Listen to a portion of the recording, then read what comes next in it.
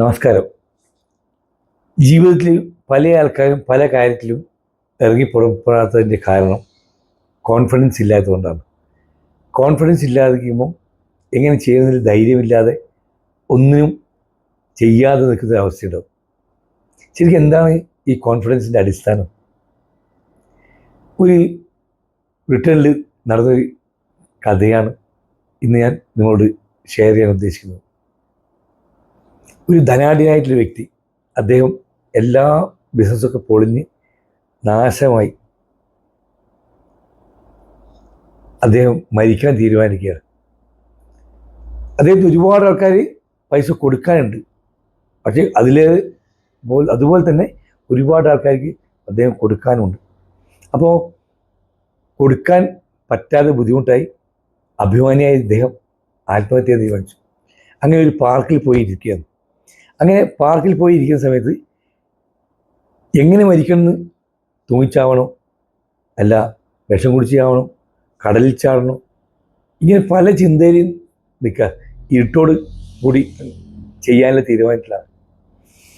ഈ സമയത്ത് പാർക്കിൻ്റെ സൈഡിലൂടെ ഒരാൾ നടന്നു വരുന്നത് കോട്ടും സൂട്ടൊക്കെ ഇട്ട് ഒരു ധനാഢ്യനെ പോലെ കാണുന്ന ഒരു രൂപത്തിലൊരു വ്യക്തിയായിരുന്നു. അദ്ദേഹം അടുത്ത് വന്നു. അപ്പോൾ ഇദ്ദേഹം ടെൻഷൻ അടിച്ച് നിൽക്കുന്നുണ്ട്. ചോദിച്ചു, നിങ്ങൾ എന്താണ് ഇവിടെ എന്തോ ടെൻഷൻ ഉണ്ടല്ലോ? അപ്പോൾ ഇയാൾ പറഞ്ഞു, ലീവ് മീ അലോൺ, എന്നെ വിട്, ഞാൻ ഇവിടെ സ്വസ്ഥമായി ഇരുന്നോട്ടെ. അപ്പോൾ അദ്ദേഹം തയ്യാറായില്ല. വീണ്ടും ചോദിച്ചു, നിങ്ങൾ എന്തിനാണ് ശല്യപ്പെടുത്തുന്നത്? അപ്പോൾ അല്ല, നിങ്ങൾ ടെൻഷൻ അടിക്കുന്നു. നിങ്ങൾക്ക് ടെൻഷൻ അടിക്കുന്നത് സാമ്പത്തികമായിട്ട് എന്തെങ്കിലും വിഷയമാണെങ്കിൽ എനിക്ക് ചിലപ്പോൾ നിങ്ങൾക്ക് സഹായിച്ചേക്കാൻ പറ്റും. ഞാൻ റോബർട്ട് ഡിസൂസ എന്ന് പറയുന്ന ഈ ബ്രിട്ടനിൽ തന്നെ വലിയ ധനാഢ്യന്മാരിൽ ഒരാളാണ്. അപ്പോൾ ഇത് കേട്ട സമയത്ത് ഇദ്ദേഹം ഇങ്ങനെ മുഖത്തേക്ക് നോക്കി. അപ്പോൾ നോക്കുമ്പോൾ ഭയങ്കര സുന്ദരനായിട്ടുള്ള ധനാഢ്യനെ പോലെ തോന്നുന്ന രീതിയിൽ വേഷഭൂഷാദികളുള്ള ഒരാൾ. അദ്ദേഹം പറഞ്ഞു, ഇതിൻ്റെ പ്രശ്നം എനിക്ക് 10 ലക്ഷം പൗണ്ട് ഞാൻ ലോസിലുള്ളത്. ഇത് പഴയ കാലത്ത് നടക്കുന്ന ഒരു സംഭവമാണ്. അദ്ദേഹം ചോദിച്ചു, ഇത്ര ചെറിയൊരു തുകക്ക് വേണ്ടിയാണ് നിങ്ങൾ ആത്മഹത്യ തീരുമാനിച്ച്? നിങ്ങൾക്ക് ആവശ്യമുണ്ടെങ്കിൽ ഞാൻ എത്ര വേണമെന്ന് ഞാൻ തരില്ലേ? അപ്പോൾ ഈ ബിസിനസ്സുകാരൻ പറഞ്ഞു, എനിക്കങ്ങനെ വേണ്ട, അങ്ങനെയൊരു പൈസ എനിക്ക് വേണ്ട. കാരണം എനിക്ക് എപ്പോഴും തിരിച്ചു തരാൻ പറ്റുന്ന ഒരു ഉറപ്പില്ലാന്ന് ഞാൻ അങ്ങനെ വാങ്ങിക്കാം.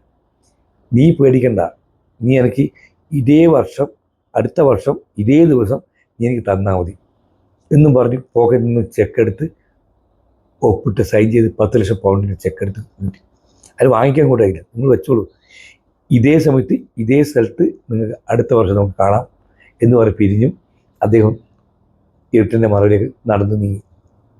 ഇദ്ദേഹം ഇതെന്ത് ചെയ്യണമെന്ന് അറിയാതെ സന്തോഷം കൊണ്ട് ഓടി വീട്ടിലെത്തി ഭാര്യയോടൊക്കെ സംസാരിച്ചു. പലപ്പോഴും ഭാര്യമാരാണ് നമുക്ക് ഒരുപാട് നല്ല നല്ല തന്ത്രങ്ങൾ ചില സമയത്ത് പറഞ്ഞു തരിക. ഈ ഭാര്യയും പറഞ്ഞു, നിങ്ങൾ ഈ എന്തായാലും തുക കിട്ടിയ ഉറപ്പാണ്, നിങ്ങൾക്ക് ഒരുപാട് ആൾക്കാർ പൈസ തരാനുണ്ടല്ലോ, അതുകൊണ്ട് നിങ്ങൾ വീണ്ടും മാർക്കറ്റിലേക്ക് ഇറങ്ങുക. ഈ ചെക്ക് വെച്ചുകൊണ്ട് കാണിച്ചുകൊണ്ട് നിങ്ങൾ ബിസിനസ് സ്റ്റാർട്ട് ചെയ്യും. അങ്ങനെ ധൈര്യം കിട്ടി.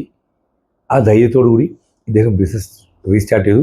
ഓരോ ആൾക്കാർക്ക് പോയിട്ട് പറഞ്ഞു, റോബർട്ട് ഡിസൂസയുടെ ചെക്ക് എൻ്റെ കയ്യിലുണ്ട്, 10 ലക്ഷം പൗണ്ടിൻ്റെ, പക്ഷേ അത് ഞാൻ ഏതാവശ്യത്തിന് എടുക്കാം, നിങ്ങൾ എനിക്ക് 90 ദിവസത്തേക്ക് എനിക്ക് പ്രോഡക്റ്റ് കടന്നു തരണം. അങ്ങനെ 90 ദിവസത്തേക്ക് വളരെ കോൺഫിഡൻസോടുകൂടി അദ്ദേഹം വാങ്ങിച്ച് ബിസിനസ് സ്റ്റാർട്ട് ചെയ്തു. ഇദ്ദേഹത്തിന് പൈസ തുടരേണ്ട ആവശ്യം വേണ്ടിയിരുന്നില്ല. പിന്നെ ഇദ്ദേഹത്തിന് കിട്ടാനുള്ള പൈസ കിട്ടാൻ അങ്ങനെ ഒരു 5-6 മാസം കൊണ്ട് ഇദ്ദേഹം നഷ്ടപ്പെട്ട എല്ലാം തിരിച്ചു പിടിച്ചു. 1 വർഷം ആകണം. 1 വർഷം കൊണ്ട് അതിൻ്റെ ഇരട്ടിക്ക് ഇദ്ദേഹം ഭയങ്കരമായിട്ട് സമ്പന്നനായി വീണ്ടും മാറി. ഈ ചെക്ക് തിരിച്ചു കൊടുക്കേണ്ട ദിവസം വന്നു. ആ സെയിം ദിവസം ഭാര്യയും മക്കളെയും കൂട്ടി ഈ സെയിം പാർക്കിൽ വന്ന് കാത്തിക്കാണ്. കുറേ നേരം കാത്തുന്നു. അപ്പോൾ ഇദ്ദേഹം വരുന്നത് കാണുന്നില്ല.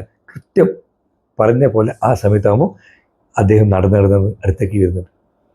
ഇയാൾക്ക് സന്തോഷം കൊണ്ട് ഇദ്ദേഹത്തെ ഭാര്യയുടെ മക്കളോട്, ഇതാ എന്നെ രക്ഷിച്ചൊരു വ്യക്തിയാണ് വരുന്നത്, ഇദ്ദേഹമാണ് എനിക്ക് രക്ഷിച്ചത് എന്നൊക്കെ പറഞ്ഞിങ്ങനെ നിൽക്കുന്ന സമയത്ത് ഇദ്ദേഹത്തിൻ്റെ അടുത്തെത്താൻ പോകുന്ന സമയത്ത് എവിടുന്നൊക്കെയോ ഓടി വന്ന സെക്യൂരിറ്റികൾ ഈ ധനാഢ്യനായിട്ടുള്ള ഇദ്ദേഹത്തെ കടം കൊടുത്ത് ആ വ്യക്തിയെ പിടിച്ച് വലിച്ചു കൊണ്ടുപോയത്.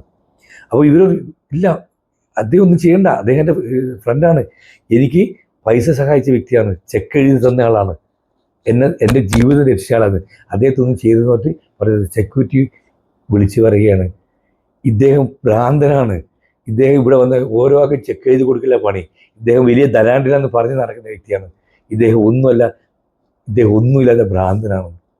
ഇത് കേട്ടിട്ട് ഞെട്ടിത്തരിച്ചുപോയി. ഈ ഭ്രാന്തം കൊടുത്ത ചെക്കുമായിട്ടാണ് ഇദ്ദേഹം 1 വർഷം ബിസിനസ് ചെയ്തത്. ശരിക്കും ഒന്നുമില്ലാതിരുന്നു.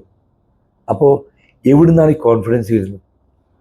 ഉണ്ട് എന്നുള്ള ഒരു കോൺഫിഡൻസ്, ഒരു വിശ്വാസം ഉണ്ടായാൽ മതി. എനിക്ക് ചെയ്യാൻ പറ്റുന്നൊരു വിശ്വാസം, ഞാൻ ചെയ്യും എന്നുള്ള നിശ്ചയദാർഢ്യം, I will do, I can do. ഇത് നമ്മുടെ ഓരോരുത്തരും ജീവിതത്തിലേക്ക് ഓരോ കാര്യത്തിലെടുക്കുമ്പോൾ നമുക്ക് ഈ കോൺഫിഡൻസ് നഷ്ടപ്പെടുന്നുണ്ടെങ്കിൽ, ആത്മബലം ചോർന്നു പോകുന്നുണ്ടെങ്കിൽ, നിങ്ങൾ നിങ്ങളോട് പറയാം എനിക്ക് ചെയ്യാൻ സാധിക്കും, I will do, I can do, ഞാൻ ചെയ്യും. ഇങ്ങനെ നിങ്ങൾ പറഞ്ഞുകൊണ്ട് ആ കാര്യത്തിലേക്ക് ഇറങ്ങി പുറപ്പെടുക, നിങ്ങൾക്ക് തീർച്ചയായിട്ടും അത് നേടാൻ സാധിക്കും. കോൺഫിഡൻസോടുകൂടി ഒരു വിജയം നിങ്ങൾക്ക് കണ്ടെത്താൻ സാധിക്കും. എല്ലാവർക്കും ഒരു ശുഭദിനം നേരുന്നു.